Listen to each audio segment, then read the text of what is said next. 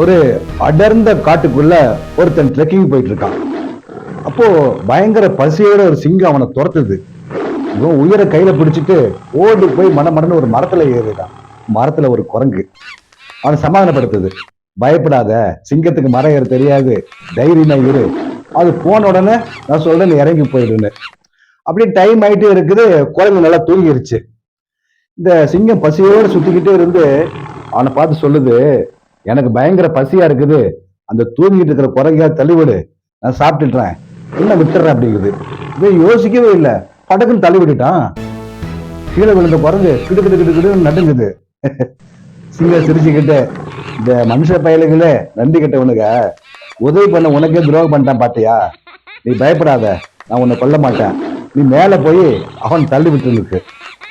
இவன் பயப்படுறான். ஆனா குரங்கு மேல போயிட்டு அவனை தள்ளி விடல.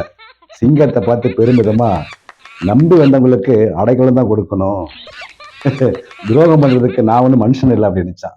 இந்த மனுஷன் வெக்கப்பட்டு தலை குனிஞ்சானா.